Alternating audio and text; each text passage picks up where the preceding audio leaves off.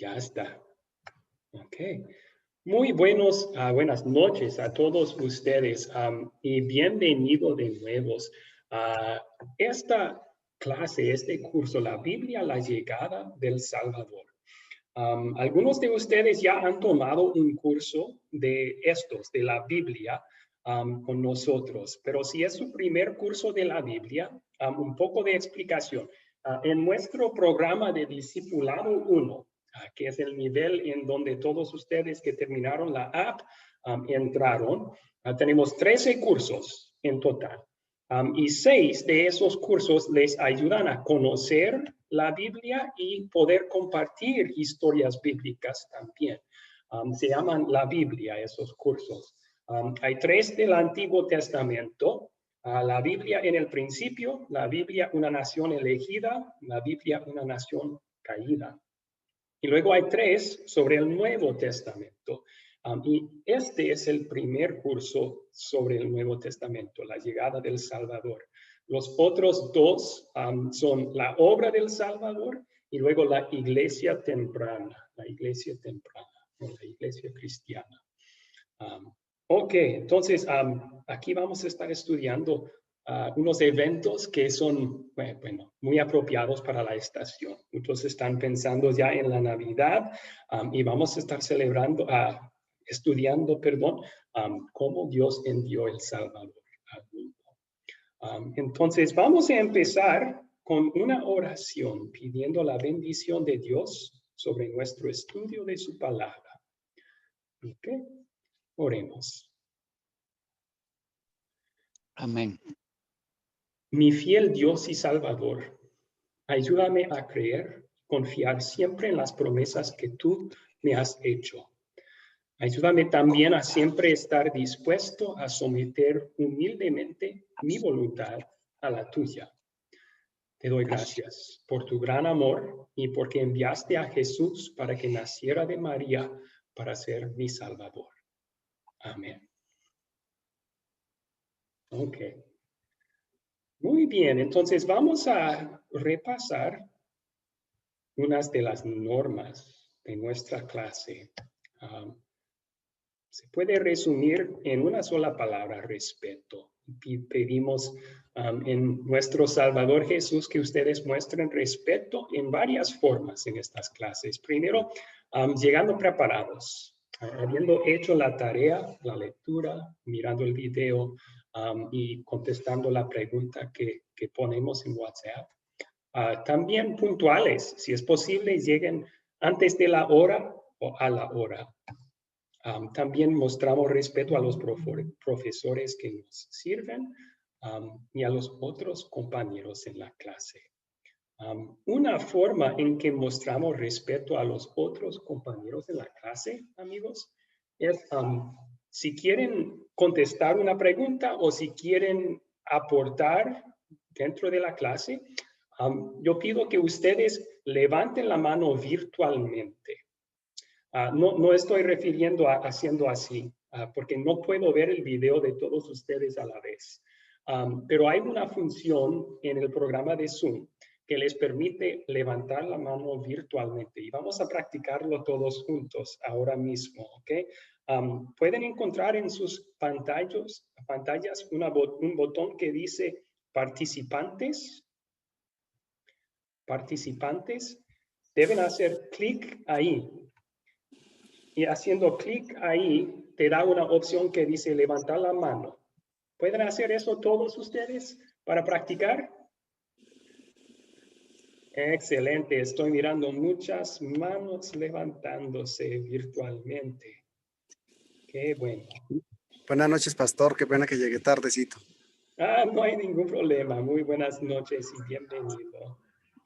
Ok, ahora, gracias por hacer eso. Ahora pueden bajar la mano en la misma forma. En la misma pantalla, presionen en participantes y luego haciendo clic en bajar la mano. Excelente. Yo creo que ya lo tenemos. Muy bien. Y también, por favor, muestren respeto en el grupo de WhatsApp. con los comentarios que se ponen ahí, reservamos ese grupo para informes sobre este curso. Entonces, por favor, no compartan ahí videos o canciones o cosas así, solo lo que está relacionado con el curso. Si tienen preguntas sobre el curso, bien, pueden ponerlo ahí. Si simplemente quieren saludar, lo pueden hacer también, pero traten de mantener eso relacionado con el curso. Muy bien. Ok, entonces en este momento yo creo que ya más estudiantes llegaron. Y lo que vamos a hacer para conocernos es otra cosa que vamos a estar usando a lo largo del curso. Se llaman grupos pequeños en Zoom. Entonces yo voy a invitarles a todos ustedes a entrar en grupos pequeños en este momento. Y lo que van a hacer en esos grupos pequeños, se van a presentar. Van a decir a los otros compañeros en el grupo pequeño su nombre, de dónde viene, y un poco de información sobre su familia. ¿Ok? Nombre, de dónde viene, un poco de información sobre su familia. Vamos a tomar unos 3-4 minutos para conocernos mejor en esos grupos. Así que en un momento va a salir una invitación en sus pantallas para entrar en un grupo pequeño. Ahora. Y por favor, hagan clic en entrar. Pueden hacer clic en entrar y van a entrar en un grupo pequeño para saludar a los compañeros de clase que están allí.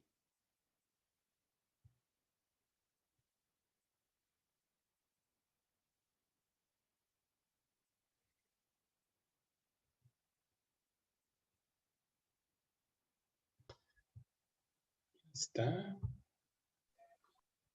Compartir la pantalla.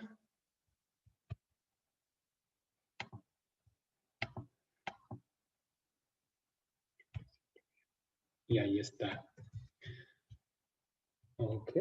Vamos a ir entonces, espero que tuvieron un tiempo ahí para conocerse. Vamos a hacer varias actividades así a lo largo del curso. Entonces, si no podían participar bien en el grupo pequeño, aprendiéndolo como algo nuevo esta noche, van a tener más práctica en las clases futuras.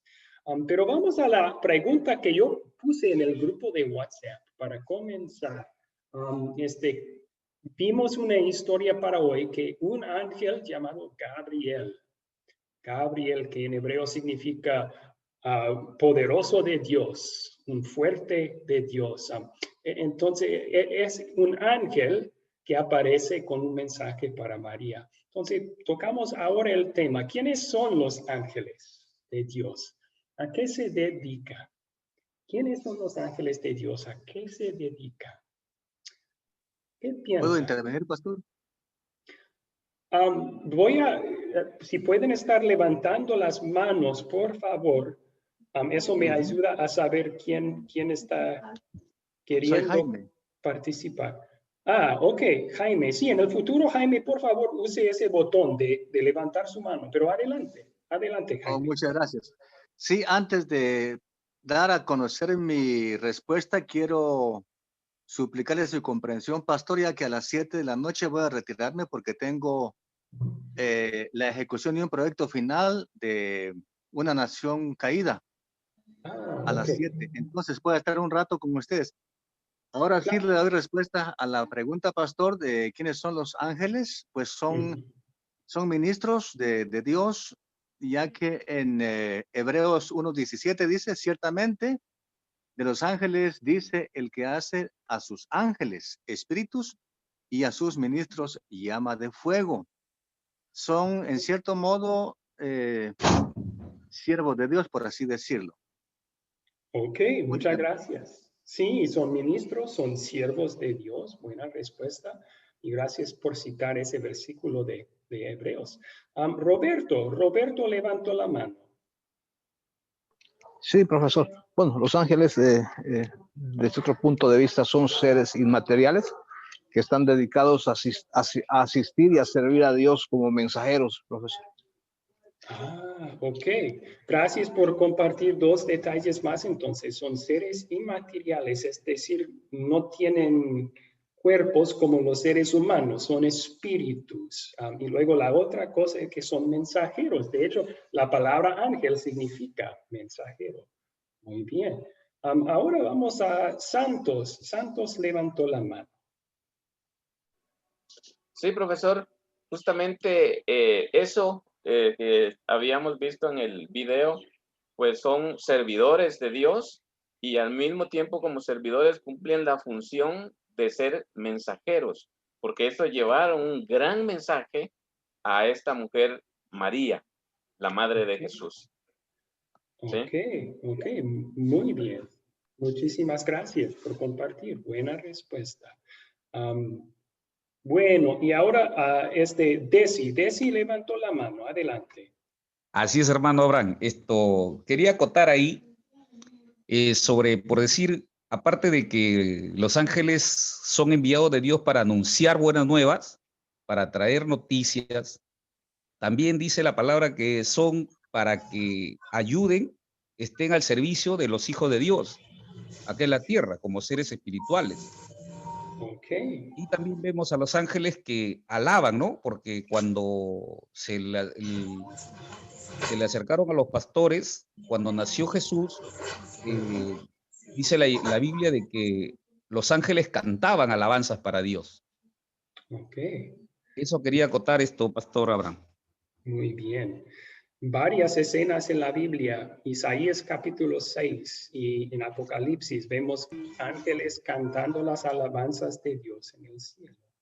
Muy bien. Y Arturo Navarrete, ¿algo que agregar allí? Sí, pastor, estaba yo observando de que la Biblia nos dice en Juan 1:3 que todas las cosas por él fueron hechas y sin él nada de lo que ha sido hecho fue hecho. Así que los ángeles son creación de Dios, porque en él fueron creadas todas las cosas, las que hay en los cielos y las que hay en la tierra, visibles, invisibles, sean tronos, sean dominios, sean principados, sean potestades. Todo fue creado por medio de él y para él. Y aquí estaba viendo, pastor, que los ángeles tienen varios propósitos. Uno, es glorificar a Dios. Dos, ejecutar los propósitos y juicios de Dios. Tres, son mensajeros de Dios y son soldados y guerreros. Y cuando habla de los tronos, dice que los ángeles, a los que le llama tronos, son aquellos que sirven de escaño al asiento celestial. Las denominaciones es un segundo grupo que conforman las denominaciones y que pueden aparecer decorados o con estrellas. Las virtudes son los encargados de hacer que los milagros se cumplan. Las potestades, su labor es proteger al ser humano. Los principados son los que conforman este grupo jerárquico y quienes vigilan el mundo y ejercen imitadores de Dios. Los arcángeles son los más importantes en la representación bíblica y finalmente están los ángeles. Ok. Sí, bueno, sobre esas últimas distinciones que hizo entre los varios rangos de ángeles, la Biblia habla muy poco sobre eso. Entonces, no podemos estar 100% seguros sobre las diferencias entre los rangos de ángeles. Usa Pablo palabras como principados, potestades, para referirse a poderes espirituales así. También querubines, serafines. No estamos 100% seguros sobre esas distinciones, pero sí podemos decir, y vamos a dar un resumen de lo que la Biblia enseña sobre los ángeles. Aquí tenemos Salmo 103:20. ¿Alguien puede leer ese versículo, por favor?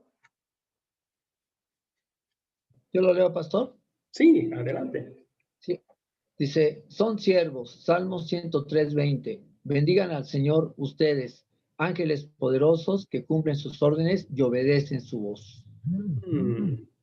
Ok, aquí aprendemos varias cosas sobre los ángeles. Entonces, primero, son siervos, cumplen los órdenes de Dios y obedecen su voz.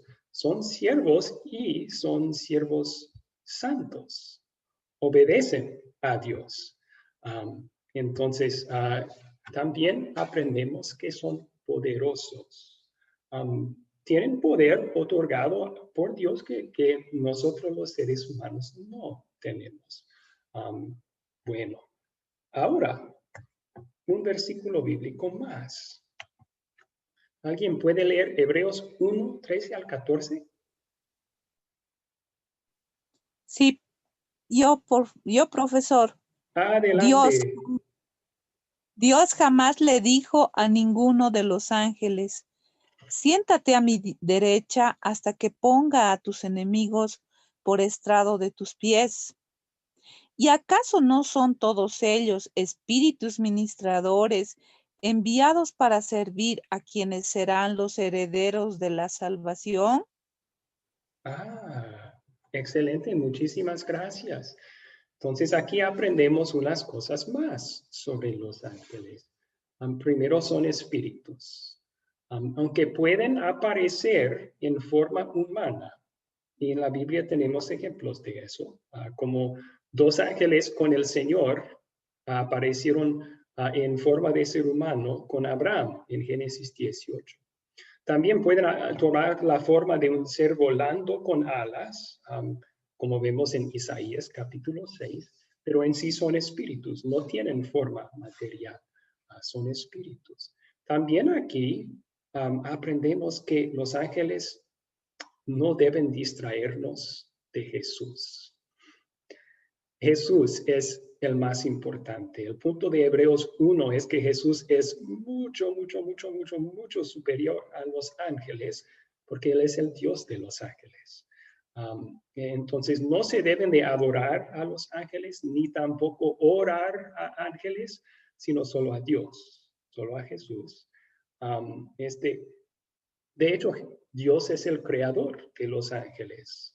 Alguien ya lo mencionó, pero Colosenses 1:16 dice que todas las cosas fueron hechas por medio del Hijo de Dios. Entonces, eso incluye los ángeles. No estamos seguros en qué día de la creación fueron creados, pero dentro de esos 6 días de creación fueron creados.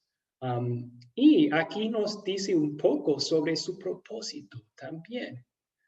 Son espíritus ministradores, es decir, siervos de Dios, pero también aquí dice que son enviados para servir a quienes serán los herederos de la salvación, es decir, a los creyentes. Y ahora vamos a ver unas de las formas en las cuales los ángeles nos sirven a nosotros, según la Biblia. Primero vemos muchos ejemplos en la Biblia de Dios usando a ángeles como mensajeros. La historia que vamos a estudiar en unos minutos aquí es uno de ellos.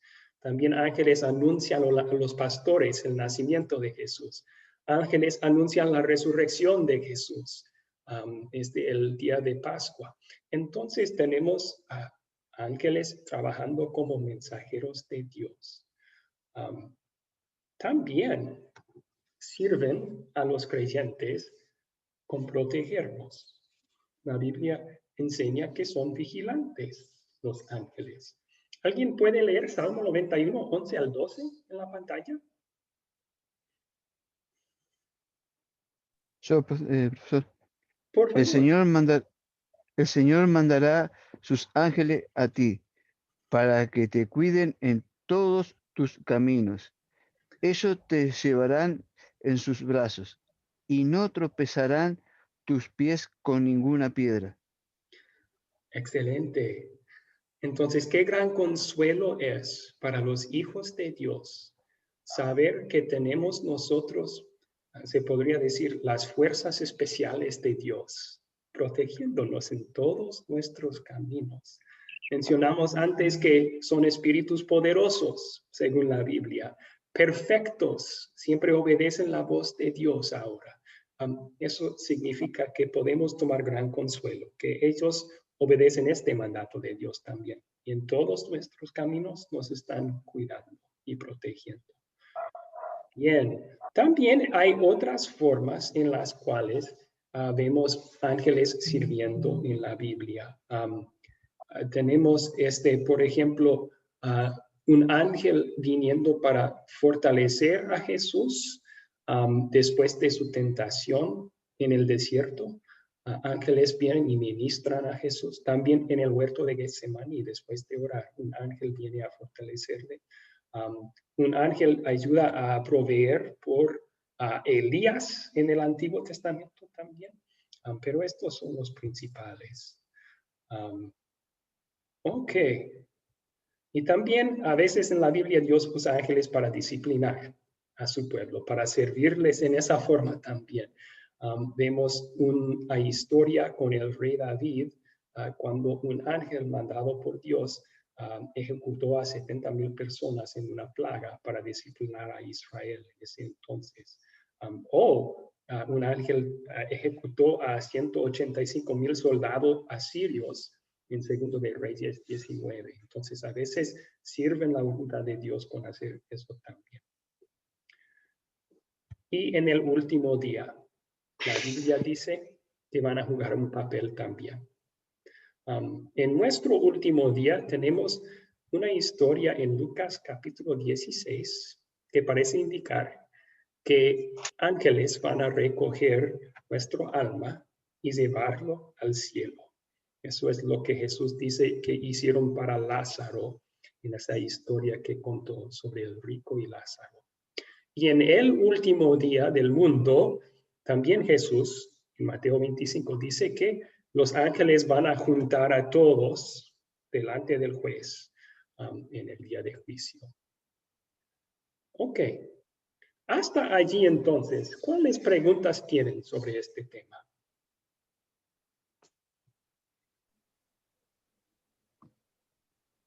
Pastor, soy Jaime. Sí, Jaime, adelante. Gracias, pastor. Una inquietud, como estamos en el tema de los ángeles. Si usted nos podría ayudar, pastor, de repente nos salimos un poquito de la temática, pero es importante saber si los ángeles pueden tener una relación muy íntima con el ser humano. En el caso de Génesis 6, si pueden tener intimidad, dado a que ahí nos explica de que estos hijos de Dios se enamoraron de las mujeres hermosas de la tierra y que escogieron para sí mujeres, y luego hubo gigantes en la tierra. Es buena pregunta, Jaime. Y sí, en la clase que acabo de enseñar en la Biblia, en el principio tuvimos que tocar ese tema. No voy a ir en detalle explicando Génesis 6 en este momento, pero sí podemos decir que los ángeles no pueden tener relaciones sexuales con seres humanos. Por dos razones. Primero, son espíritus, no tienen cuerpos, ¿verdad? Pero segundo, y lo más importante, Jesús, cuando algunos saduceos estaban tratando de hacerle tropezar en cuanto a la enseñanza bíblica de la resurrección, Jesús dice que en la resurrección nosotros no vamos a estar casados. En la resurrección seremos como los ángeles, dice, que ni se casan ni se dan en casamiento. Entonces, indica Jesús que los ángeles no hacen eso. Ahora, en cuanto a la interpretación de Génesis 6, si quiere más información sobre eso, yo puedo enviar eso a su WhatsApp personal. ¿Okay? Muchas gracias, pastor. Sí, Otra gracias. pregunta, con respecto a Génesis, ¿un pastor puede considerarse como un ángel? Porque dice ahí la escritura, escribe al ángel de la iglesia en Éfeso, y así se dirige siempre a cada iglesia. ¿Puede ser considerado como un ángel un pastor? Pastor, disculpe la pregunta. Sí, sobre Apocalipsis entonces. Sí, bueno, en el sentido básico, obviamente un pastor no es un poderoso ser espiritual en la misma forma que un ángel, ¿verdad? No son la misma creación de Dios. Pastores somos humanos, ellos no. Pero en el sentido básico de la palabra, ángel, mensajero, sí, pastores son mensajeros, ¿no? Que llevamos la palabra de Dios, la Biblia, a su pueblo. Y en ese sentido, todo creyente es un ángel, por decir. Es un mensajero también, comisionado por Jesús para llevar su palabra a las naciones.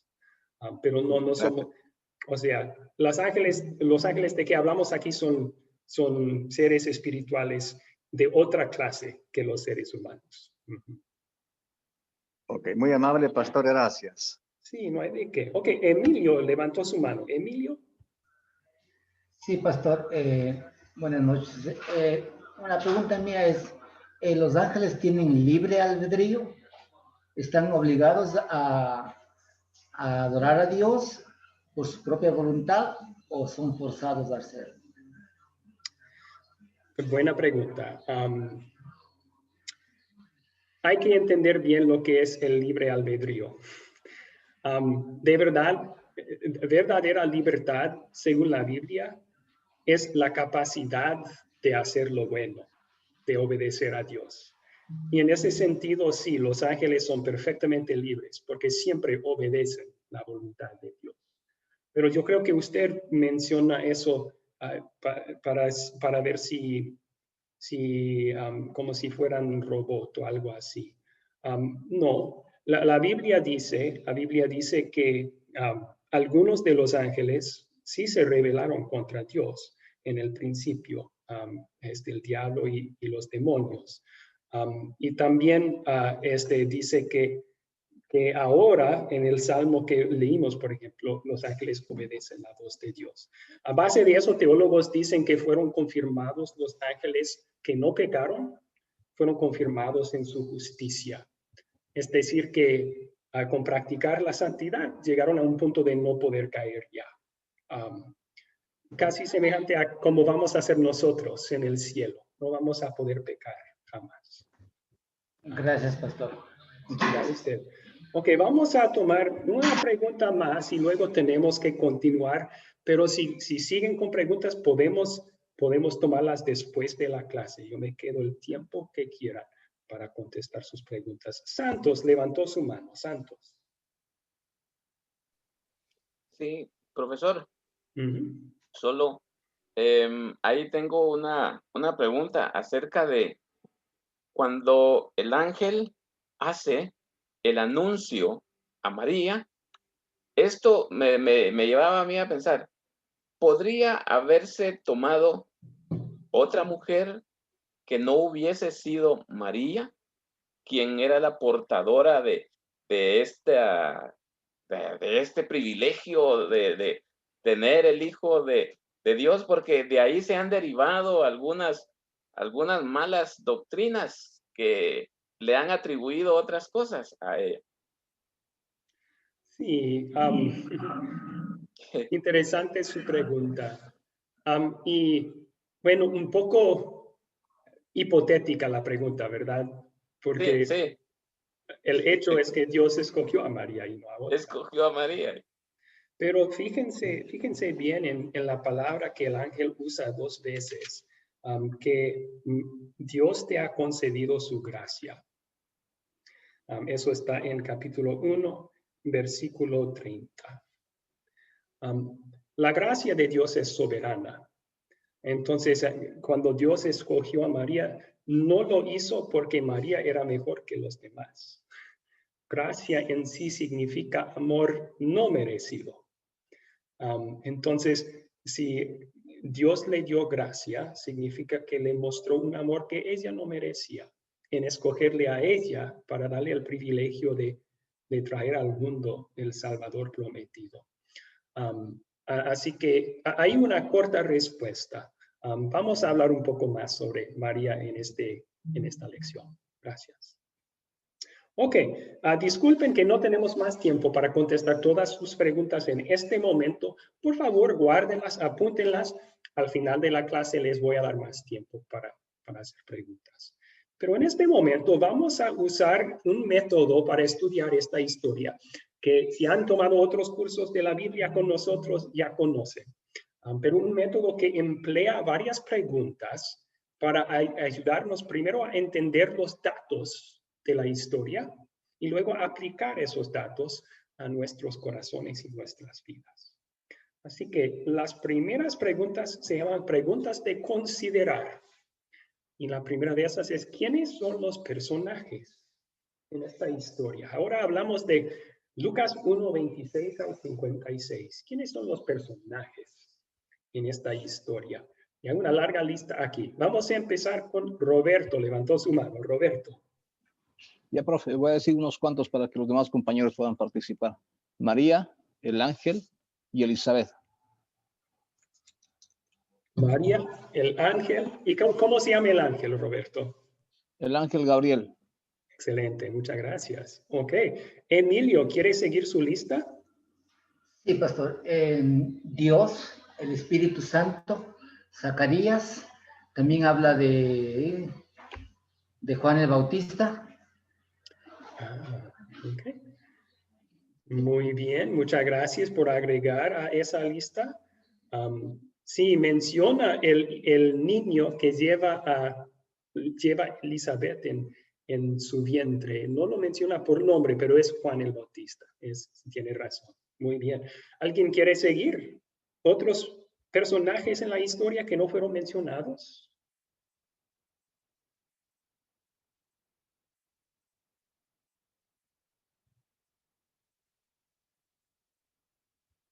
¿Esos fueron todos?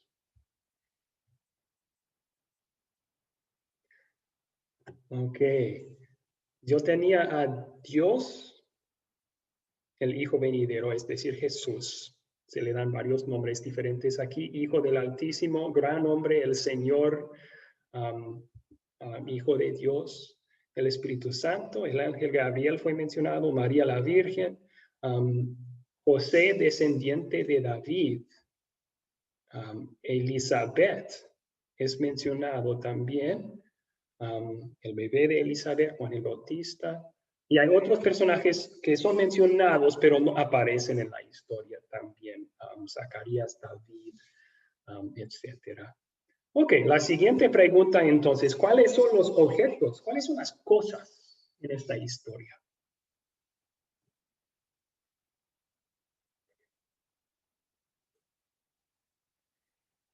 ¿Alguien halló objetos en esta historia?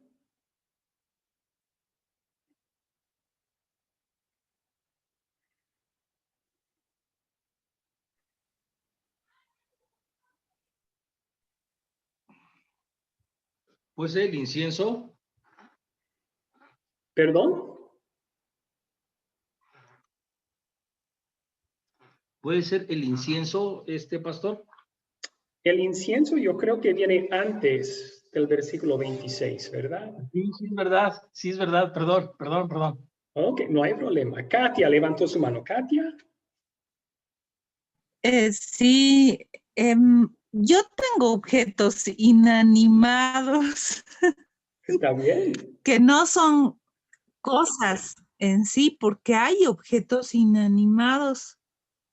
Sí. Por pues, ejemplo, los sentimientos, ¿no? O sea, dice, de manera que los que quisieren pasar de aquí a vosotros, no, es Lucas 16, 26 al 56, ¿no?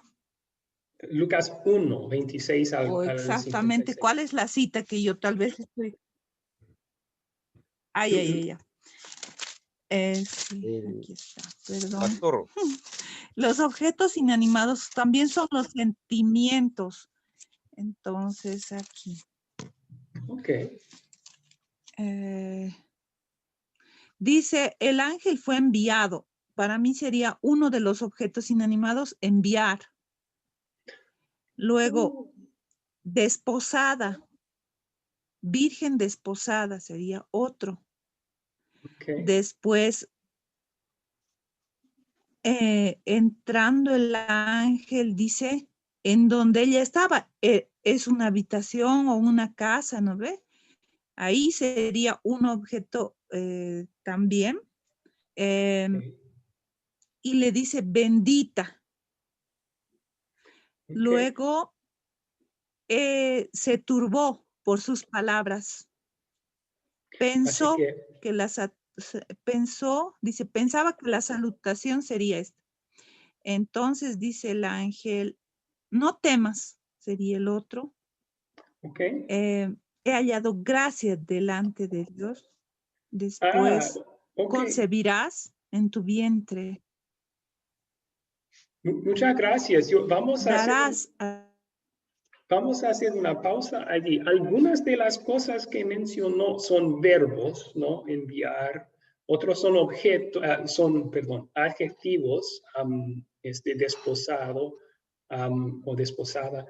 Pero algunos sí son cosas. Mencionó el lugar en donde estaba ella, si fuera casa o habitación, no estamos seguros. Sí, perdón, se me cortó el internet, profesor, perdón. No hay problema, no hay problema, no hay problema. No, y también mencionó una cosa abstracta, la gracia, que no es algo tangible, sí. pero es algo verdadero, ¿no? Es una cosa verdadera.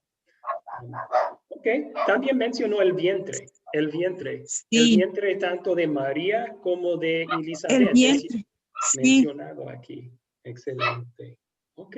Elizabeth, claro. Fuera de eso, después dice... fuera de eso, yo hallé una montaña que se fue María a una región montañosa de Judá. Se menciona una montaña. Y luego hay varias cosas mencionadas en el canto de María, las grandes cosas que hizo Dios, corazones, tronos, bienes, pero esos objetos de hecho no están dentro de la historia, no aparecen en la historia misma, son mencionados nomás, ¿verdad? Ok, vamos a la siguiente. Gracias por su participación, Katia. Muy bien. Vamos a la siguiente. Gracias, profesor. Sí. Vamos a la siguiente pregunta. ¿Dónde ocurrió la historia? Julián levantó su mano. Julián. Sí, la historia ocurrió en Galilea, llamada Nazaret. Después también siguió en la ciudad de Judá, donde vivía Elizabeth. Excelente. Aquí tenemos un mapa entonces para mostrar esos lugares indicados por Julián. Aquí tenemos Galilea en el norte y Nazaret, el pueblo en donde vivía María. Y luego también tenemos aquí en el sur Judea. Judea está aquí. Y la región montañosa de Judea hubiera sido esta parte. Ok. No nos dice en qué ciudad estaba Elizabeth ni Zacarías, pero estaban en esa región, en Judea. Gracias. Ok, la siguiente pregunta. ¿Cuándo ocurrió esta historia? ¿Cuándo ocurrió la historia?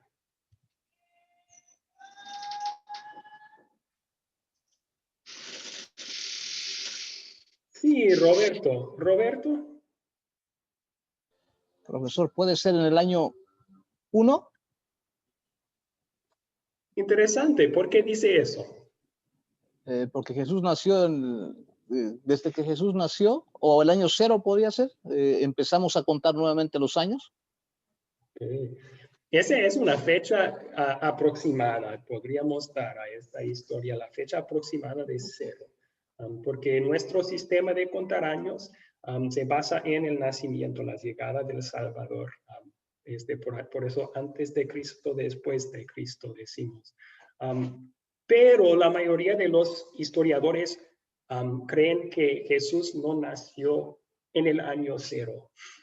Que el monje que inventó ese sistema de contar años se equivocó. Él vivió 8 siglos, no, 6 siglos después. Entonces, piensan que Jesús nació en el año, alrededor del año 4 antes de Cristo. que es un poco, ¿qué? ¿Jesús nació antes de Cristo? No, pero sí, podemos dar la fecha aproximada aquí de 0 años, alrededor de ahí, porque es 9 meses antes del nacimiento de Jesús, ¿no? Muy bien. Ok, Abelardo, ¿quería comentar aquí?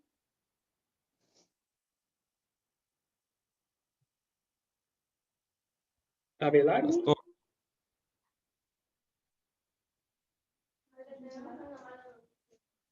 Abelardo, ¿me puede escuchar?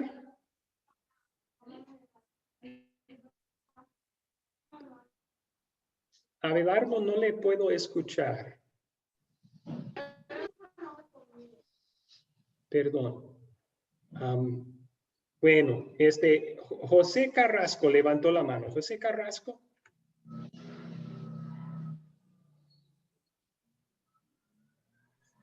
Pastor, como dice la Escritura, a los 6 meses del embarazo de Juan el Bautista. Excelente. Gracias. Ahí hay otra forma de decir cuándo ocurrió la historia. Que tenemos 6 meses después, dice. 6 meses después de qué? Pues 6 meses después de que Gabriel le anunció a Zacarías el nacimiento de Juan. Entonces, Elizabeth ya tenía unos 6 meses de embarazo cuando María va con Elizabeth y se queda 3 meses allí. ¿Ok? Muy bien, gracias por compartir ese detalle. Y Desi quería aportar aquí. Sí, pastor, quería aportar justamente porque la palabra dice al 6º mes, dice. Okay. Entonces ocurrió al 6º mes, ¿no? Muy bien, muy bien. Al 6º mes después del anuncio de Gabriel a Zacarías, que iban a tener a Juan. Muy bien. Ok, la siguiente pregunta será entonces, ¿cuál es el problema en esta historia? ¿Cuál es el problema en esta historia? ¿Qué piensan? El problema en esta historia. Santos levantó su mano. Santos, ¿cuál problema hallamos en esta historia? Sí, profesor. Nos damos cuenta a través de esta historia preciosa del nacimiento del Salvador, cómo ha causado tanta revuelta, tanto problema a las personas en cuestionamientos de una y de otra índole, porque es un personaje de suma importancia. Pero yo tengo una pregunta, ¿de dónde y por qué se dice que el 25 de diciembre es que nació El Salvador? Y si esto no tiene ningún aval bíblico, ¿cómo podríamos nosotros creemos que un día nació El Salvador, pero tal vez no con exactitud si fue octubre, noviembre, diciembre, enero, febrero, pero hay contradicciones. Unos pelean de que fue así, fue este mes, fue el otro, y hay conflictos. Y ese es el problema que ha causado divisiones, incluso, profesor.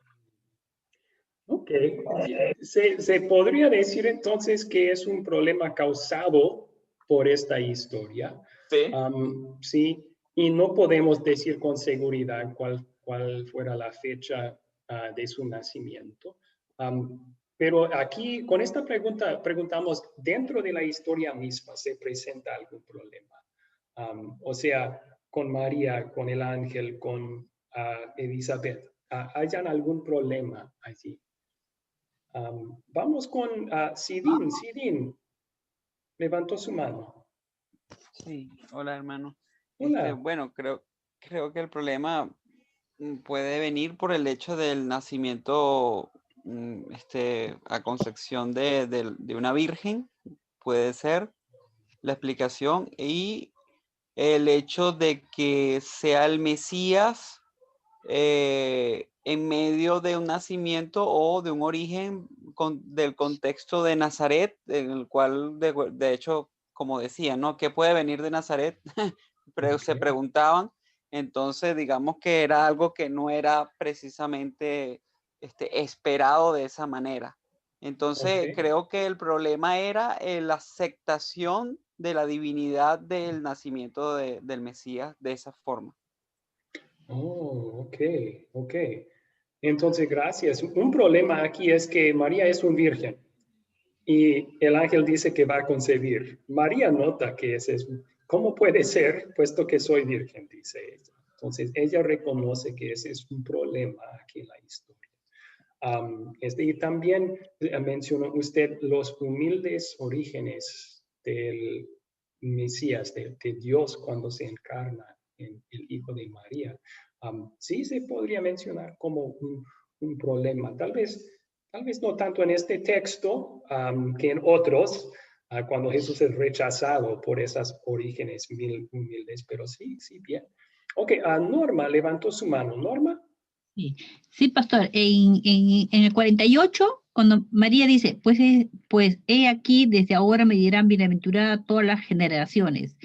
Yo creo que ya María, creo que ya estaba ya como que viendo que se iba de generaciones en generaciones, ya iban a cambiar, ¿no? De decir bienaventurada, como que le iban ya como a adorar a ella, ¿no? Las siguientes generaciones, ¿no? Como ahora en la actualidad, ¿no? No ven a Jesús, sino que ya a ella la toman ya como algo sagrado, ya pues, ¿no? Bueno, podríamos decir que ese sí es un grave problema, que algunos tomando esta historia y interpretándolo incorrectamente han causado ese problema de adorar más a la Virgen en vez de a Jesús el Salvador, ¿no? Yo creo que María aquí demuestra una gran humildad, de hecho. Sí dice esas palabras proféticas que generaciones futuras le van a llamar bienaventurada. ¿Pero por qué? No porque ella era tan buena. Ella confiesa que no.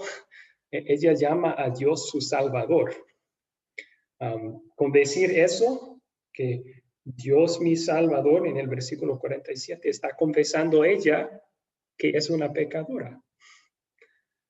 Los únicos que necesitamos un Salvador son los que hemos pecado. Entonces, también dice, pues se ha dignado mirar a su humilde sierva. En el griego ahí es la bajeza de su sierva, o sea, su bajo estatus. No solamente como un joven pobre, sino también como espiritualmente, ¿no? Entonces yo creo que ella dice eso, me van a llamar bienaventurada, más pensando en la gracia que Dios te ha mostrado. Me van a llamar bienaventurada porque Dios me ha mostrado tanto amor inmerecido en darme este privilegio. Eso sería tomar sus palabras en el mejor sentido posible, por lo menos. Pero gracias por compartir. Bueno, podemos continuar entonces. Yo creo que otro problema que se ve aquí es no solo que María es virgen y que va a concebir, sino también que va a dar a luz a uno que es Dios, Dios el Hijo. ¿Cómo puede ser eso? Eso es un misterio grande. Va contra de la razón y la lógica. Que Dios el Hijo que ha existido desde la eternidad, ahora se va a tomar un cuerpo humano, se va a hacer también un ser humano en el vientre de María. Pero claro, si vamos a seguir con esto, entonces, ¿cómo se resuelven esos problemas? Una virgen concibiendo, el niño concebido es también Dios. ¿Cómo se resuelven esos problemas en esta historia? Esa es la siguiente pregunta. ¿Se resuelven los problemas? ¿Cómo? Abelardo levantó su mano. Abelardo.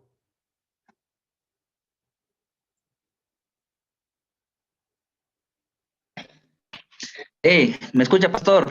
Ahora sí le escuchamos, sí.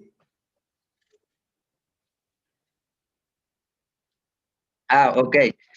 Hablando del problema del sexto, ahí en uno de los problemas que yo hablaba de que se iba a desposar y apenas se iba a casar.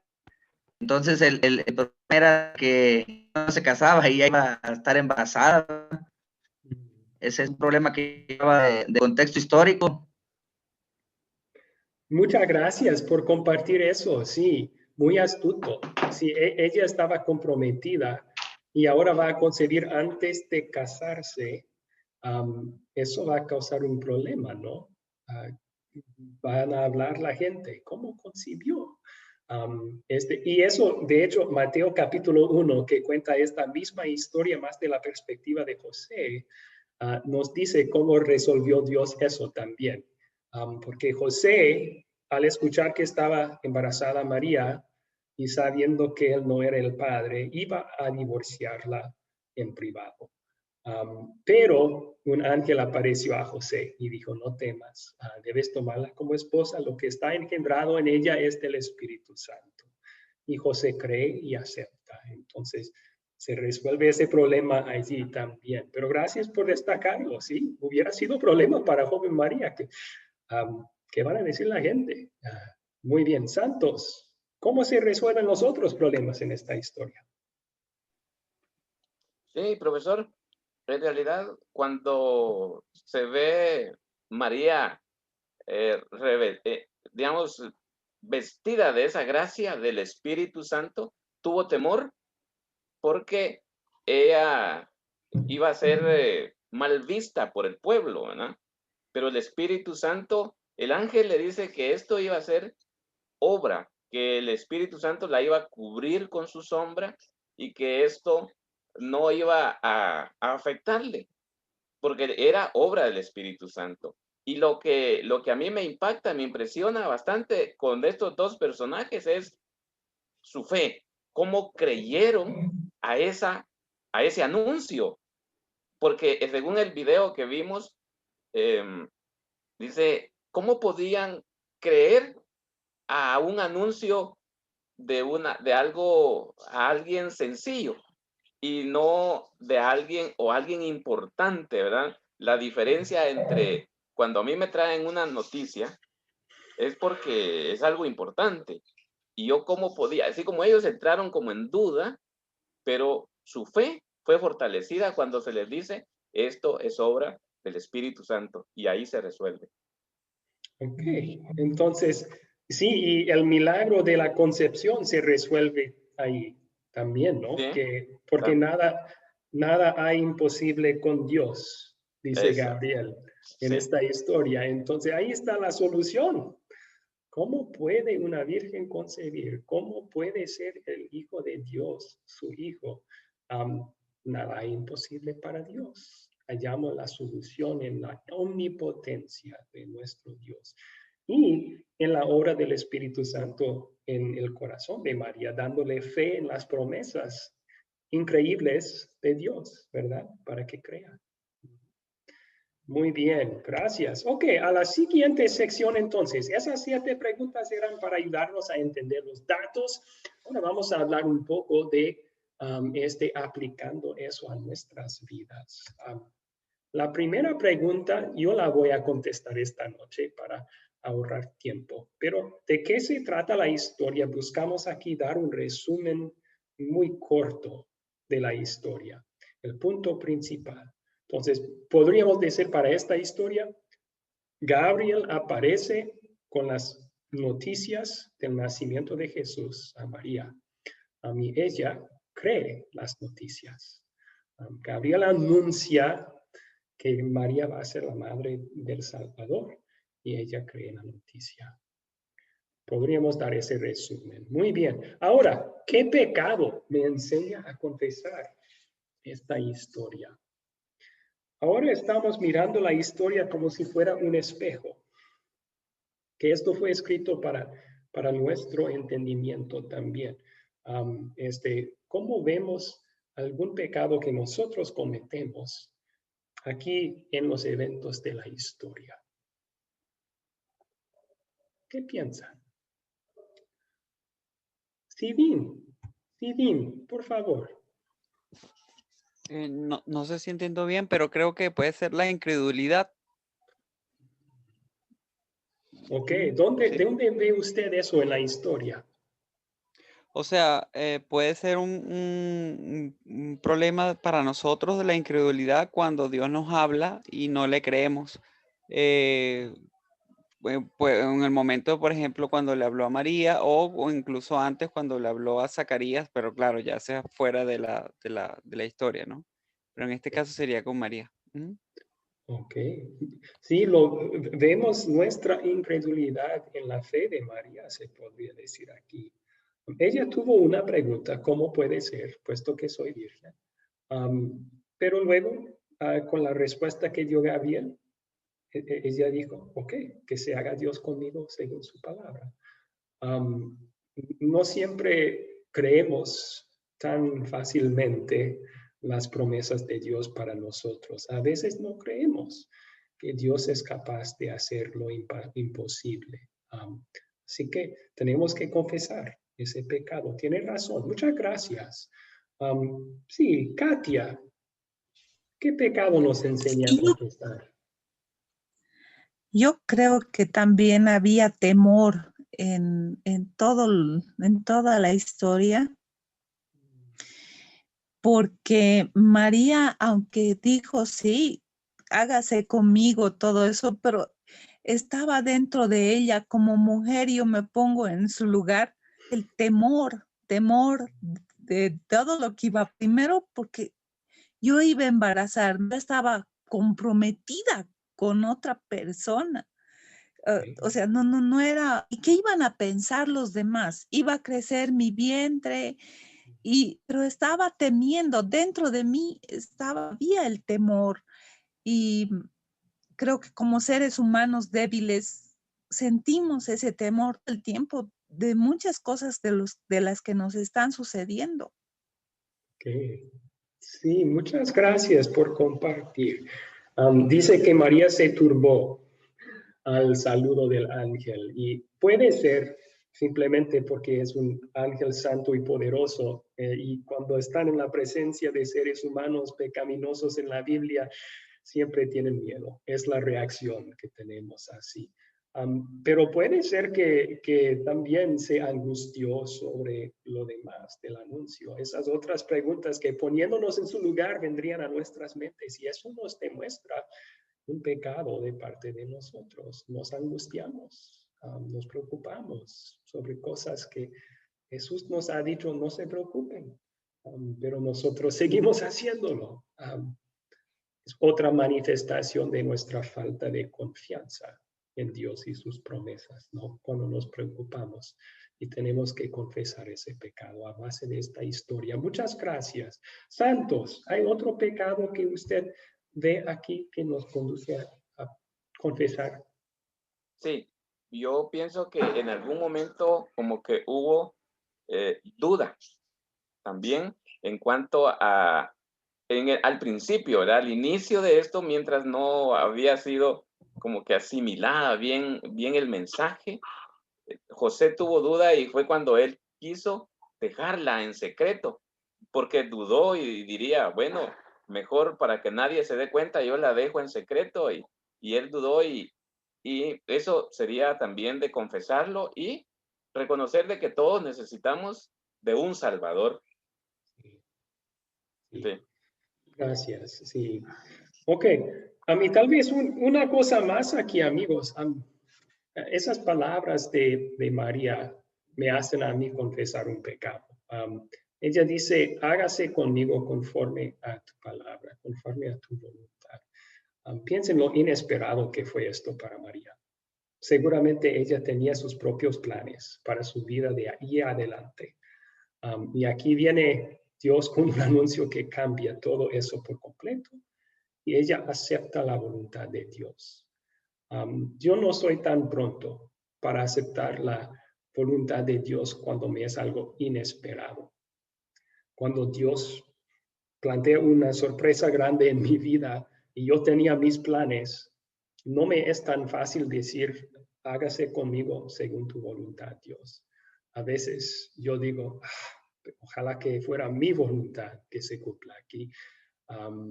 Y tenemos que confesar ese pecado también, ¿no? No nos sometemos tan fácilmente a la voluntad de Dios. Ahora, la siguiente pregunta es la más importante de todas estas. Esta y la que viene son las más importantes porque así Dios nos ayuda a crecer en nuestra fe en Jesús, con mostrarnos nuestra necesidad de un Salvador, con enseñarnos nuestro pecado y luego de mostrarnos a Jesús y cómo Él salva a nosotros de nuestros pecados. Entonces, ¿dónde vemos el gran amor de Dios en esta historia? ¿Dónde vemos el amor de Dios en esta historia? Roberto levantó la mano. Adelante. Bueno, el amor de Dios vemos en que aún siendo pecadores, Él nos escoge, así como a María, una mujer pecaminosa, y actualmente el Señor nos escoge aún pecando. Ese es el gran amor de Dios. Qué inmerecido, ¿no? Y vemos en esas palabras, estoy de acuerdo, Roberto, Dios te ha concedido gracia. Si tú eres un creyente en Jesús, Dios te ha concedido gracia también. Dios a todo el mundo concedió amor inmerecido cuando envió a su Hijo para salvarnos. A cada uno de nosotros individualmente cuando nos escogió para creer en Jesús y nos dio fe. No merecíamos eso. Nacimos sus enemigos, pecadores, pero Él nos amaba y nos escogió y nos mostró esa gracia. Gracias por compartir. Muy bien. Arturo, ¿dónde ve usted el amor de Dios en esta historia? Pues yo el amor de Dios, pastor, lo veo en la situación que en general se presentó. Uno piensa que cuando las cosas no son como uno quiere, no se van a generar de la mejor manera. Y aquí acabamos de platicar que María estaba por concebir a un ser divino que es Jesús, y todas las cosas alrededor de ella se fueron estructurando de tal manera que ella no sufrió ninguna vergüenza. José no dejó a su esposa. Es decir, yo entiendo aquí que cuando uno hace la voluntad de Dios y lo que Él quiere que nosotros hagamos, todas las cosas salen bien. Y yo veo el amor de Dios ahí en esa historia y ahorita en la vida de nosotros como familia. Ahí es donde veo el amor de Dios, pastor. Okay. Puede ver el amor de Dios en bendecir a María y a José aquí y adelante. No que su obediencia lo merecía, ¿no? Tenemos esa promesa de Dios también para nuestras vidas a pesar de nuestra falta de obediencia a veces. Que Dios todavía está orando en todas las cosas para el bien de los que lo aman, ¿no? Sí, muchas gracias por compartir. Un comentario más, José Carrasco. Sí, pastor, en las palabras del ángel Gabriel, cuando le dice que era muy favorecida, que quiere decir que era muy amada del Señor, ahí se muestra el amor de Dios. Okay. Excelente. Entonces, se podría aplicar eso a nuestras vidas también, ¿no? Aunque no tuvimos el mismo privilegio que ella de dar a luz al Salvador, la Biblia nos asegura que somos muy amados personalmente por nuestro Dios. Y a lo mejor una cosa más. ¿Se acuerdan de esas palabras de alabanza de María? Mi espíritu regocija en Dios, mi Salvador. Podemos cada uno de nosotros decir lo mismo. Dios es mi Salvador también. Porque Jesús, que fue concebido en esta historia, nació, vivió, murió, resucitó, lo hizo para todo el mundo. Y tú y yo estamos incluidos allí. Entonces lo hizo para nosotros personalmente. Jesús es mi Salvador. Qué alegría hay en esas palabras. Me ha salvado a mí. Excelente. Ok, la siguiente pregunta. Entonces, la siguiente pregunta es, ¿qué me enseña Dios a pedir y hacer por gratitud a Él en esta historia?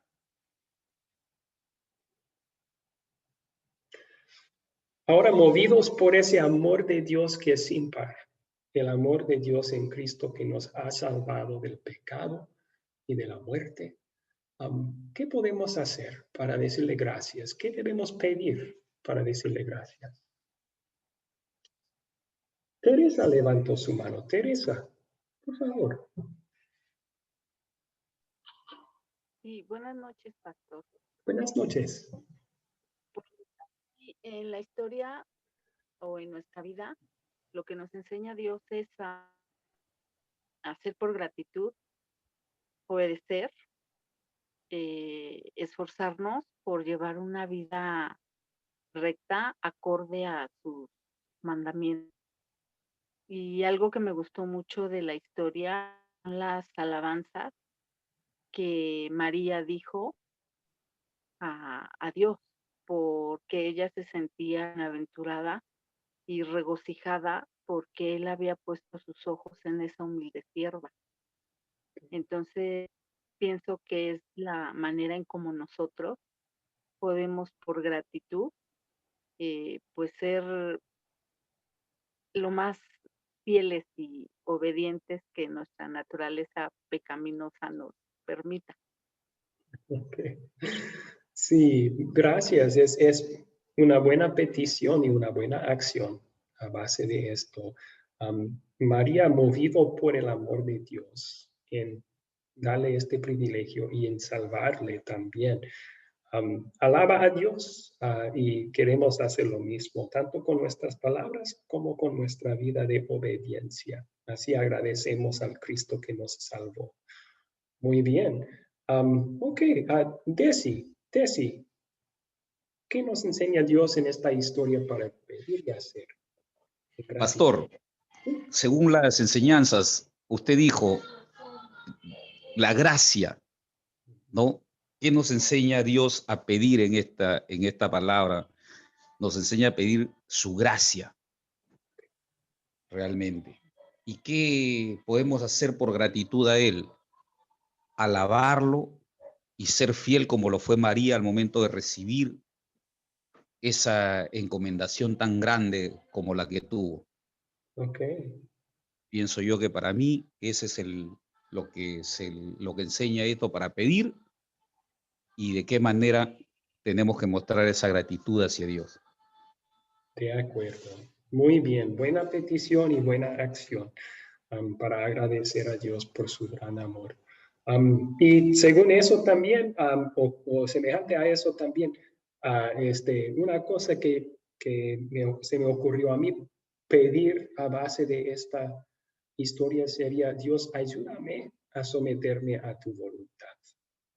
Ayúdame a confiar que tu voluntad siempre es mejor que la mía. Pensando de nuevo en esa reacción de María, ¿no? Hágase con tu sierva conforme a tu palabra. Que Dios me ayude a decir que se haga conmigo, Dios, lo que tú quieras, porque tu voluntad es mejor que la mía, es mejor para mí. Bien, ok. Una buena situación entonces para compartir esta historia, pues en esta pregunta podríamos decir con todos. Debemos compartirlo con todos. Claro, toda la Biblia se debe de compartir con todos, pero aquí preguntamos sobre una situación más específica. Pensamos en la palabra de Dios como una caja de herramientas. Y aunque todas las herramientas son útiles y buenas, hay momentos más aptos para unos instrumentos o unas herramientas que otras. Entonces, ¿cuándo sacarías esta historia como una herramienta para aplicarla a la vida de uno? Y tal vez cuando hay un cambio inesperado en la vida de alguien. Para mostrar esta historia como un ejemplo del amor de Dios aún en cambios inesperados, y también el ejemplo de María, de confiar en la voluntad de Dios. Otro sería para los que no creen en lo imposible. Para ese versículo que dice Gabriel, ¿no? Que no hay nada imposible para Dios. Sería una buena situación también compartir. Muy bien. Ok, entonces ya nos estamos acercando al final de la clase, amigos. Y si tienen preguntas, esperen hasta el final. Después de despedir a todos, voy a aceptar preguntas. Pero dos temas importantes de que vamos a hablar. El primero es el Imperio Romano. Y el segundo, el Evangelio según Lucas, desde el cual estamos leyendo estas historias. Primero, el Imperio Romano. ¿Alguien puede leer estos versículos? ¿O este versículo? No, sí, pastor. Adelante, adelante. Pero cuando se cumplió el tiempo señalado, Dios envió a su Hijo, que nació de una mujer. Okay. Así que hubo un tiempo, según el plan de Dios, un momento propicio en el cual Dios iba a enviar el Salvador Jesús al mundo. Y la Biblia no explica todas las razones por las cuales Dios escogió este momento, y no antes, sino después. Solo nos dice Pablo que fue el momento correcto, según el plan de Dios. Pero desde un punto de vista humano podemos ver en la existencia del Imperio Romano en aquel entonces, unas razones por las cuales fue un momento propicio para la llegada de Jesús y la predicación después del Evangelio. Entonces, primero unas cosas sobre el Imperio Romano. Roma tomó control sobre Israel y sus alrededores en el año 63 antes de Cristo. César Augusto es el emperador romano cuando María está escuchando las palabras del ángel Gabriel. Se llamaba también César Augusto Octaviano. Y él gobernó entre 27 años antes de Cristo hasta 14 después de Cristo, unos 40 años su reinado. Y durante su tiempo se estableció lo que se llama la Pax Romana. Mediante un ejército muy fuerte, él mantenía paz en su imperio, una paz de los romanos. Y eso fue una de las bendiciones durante este tiempo. Hubo relativa paz para que Jesús pudiera llegar, vivir, morir, resucitar, llevar a cabo nuestra salvación sin una invasión de una guerra o un ejército extranjero, porque los romanos mantenían paz en este entonces. También había redes de caminos impresionantes. Los romanos los construyeron en todo su imperio y tan buenos los caminos que construyeron los romanos que algunos existen hasta la fecha.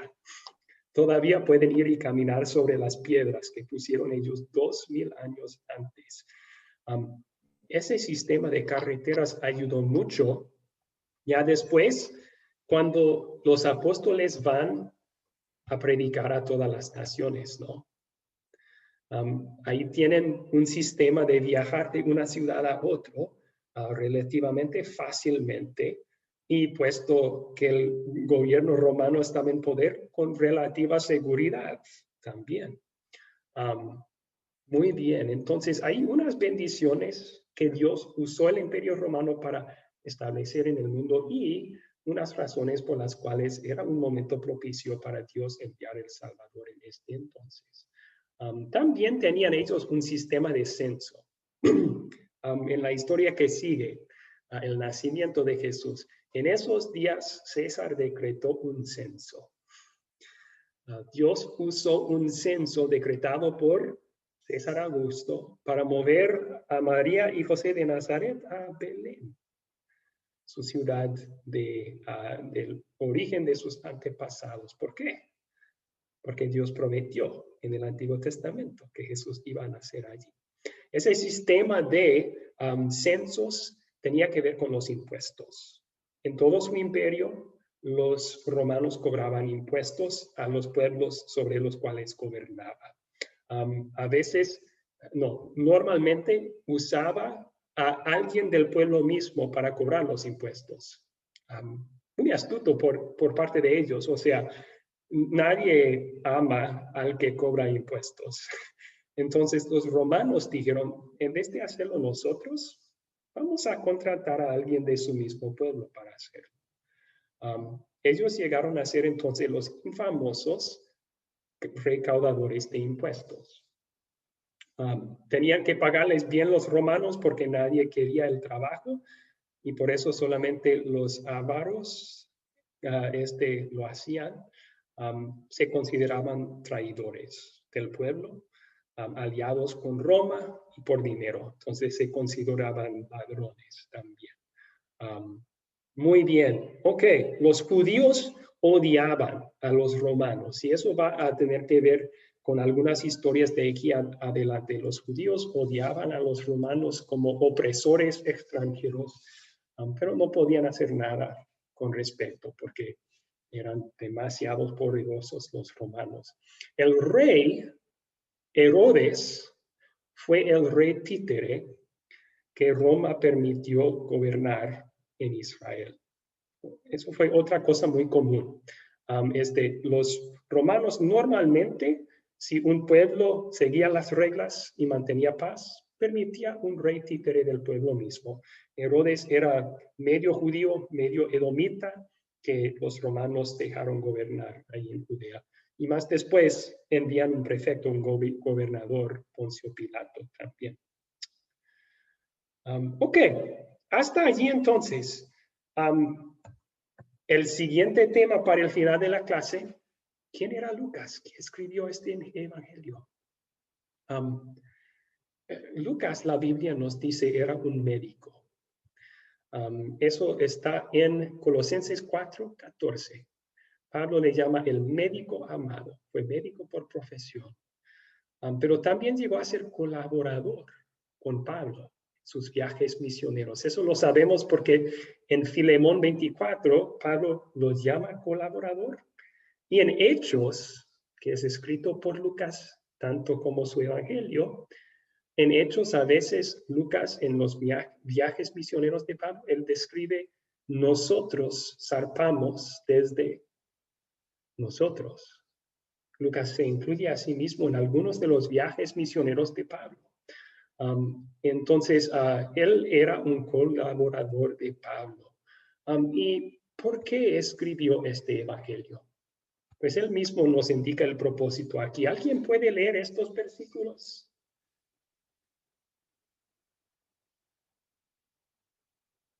Sí, Roberto levantó la mano. Roberto, adelante. Sí. Puesto que ya muchos han tratado de poner en orden la historia de las cosas que entre nosotros han sido ciertísimas, tal como nos los enseñaron los que desde el principio lo vieron con sus ojos y fueron ministros de la palabra, me ha parecido también a mí, después de haber investigado con diligencia todas las cosas desde su origen, escribírtelas por orden, oh excelentísimo Teófilo. Ok, entonces aquí aprendemos algunas cosas sobre Lucas y también el propósito de su libro. Primero, él dice que el propósito es poner en orden la historia de las cosas que entre nosotros han sido ciertísimas, es decir, la historia sobre Jesús, su nacimiento, vida, muerte y resurrección. No es que los otros evangelios que fueron escritos no fueran suficientes o eran incorrectos. Lucas no dice nada al respecto a eso aquí. Él dice que han sido ciertísimas estos hechos y otros han hecho investigaciones y han escrito y predicado sobre esto. Él dice, yo igual lo voy a hacer. Voy a estudiarlo desde el principio y escribirlo para ti, Teófilo. De aquí aprendemos también sobre Lucas, que probablemente él no fue un testigo de la vida, muerte y resurrección de Jesús. ¿Por qué? Porque él dice, tal como nos lo enseñaron los que desde el principio lo vieron con sus ojos. Él se refiere a los apóstoles como los testigos. Y él está sacando la historia de estos testigos y otras fuentes también en su investigación, ¿no? Y ahora él va a relatar entonces la historia detallada de lo que Jesús hizo para salvarnos desde su origen, desde su principio. Y Teófilo es él para quien está escribiendo. Ese nombre significa en griego el que ama a Dios. El que ama a Dios. Entonces, puede ser que hubo un hombre llamado Teófilo para quien estaba escribiendo Lucas este libro. O puede ser que él estaba escribiendo para todo amador de Dios. Todo el que ama a Dios.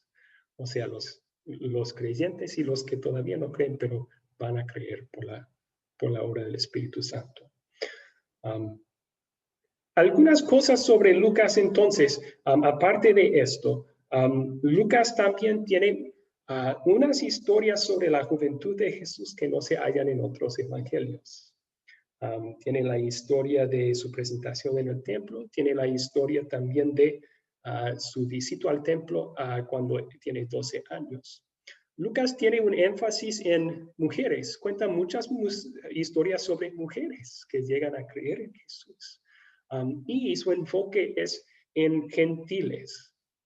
Por esa razón, algunos piensan que Lucas también fue gentil, y puede ser. O también puede ser que él está viajando con Pablo en sus viajes misioneros. La audiencia principal de Pablo son los gentiles. Él es el apóstol a los gentiles. Él está escribiendo un evangelio para ellos. Entonces, incluye muchos relatos sobre el amor de Dios para los gentiles también. Muy bien, amigos. Hasta allí entonces, y lo siento que esos temas al final eran tan rápidos. Tenemos que concluir la clase allí. Yo voy a subir su tarea al grupo de WhatsApp esta misma noche antes de dormir. Y vamos a terminar con una oración. Y luego, si quieren quedarse un rato y hacer más preguntas, bien pueden. ¿Ok? Oremos para terminar. Padre Celestial, vemos tu omnipotencia, tu poder sin par en los milagros que Gabriel anunció a María y que tú llevaste a cabo dentro de ella. Nos es impresionante y maravilloso que tú eres capaz de hacer tales cosas. Pero sobre todo te alabamos por tu amor sin par en esta historia. Porque esos grandes milagros de la concepción de Jesús, nuestro Dios, pero también nuestro hermano, por la humanidad que Él tomó, fue salvarnos a nosotros de nuestros pecados. Porque tanto nos amaste, Dios, que no querías que fuéramos perdidos. Así que enviaste a tu único Hijo para vivir y morir en nuestro lugar, para salvarnos. Te damos gracias, Dios. Y pedimos que uses esta historia para fortalecer nuestra fe en ti y para ayudarnos a vivir vidas confiadas en tu voluntad y obedeciendo tu voluntad también. Es en el nombre de Cristo que te lo pedimos. Amén. ¿Ok? Los que tienen que irse pueden despedirse en este momento. Tengan muy buena noche. Dios les bendiga. Bendiciones, Buenas noches, pastor. pastor. Hasta la próxima Igualmente, clase. bendiciones para todos. Dios los bendiga.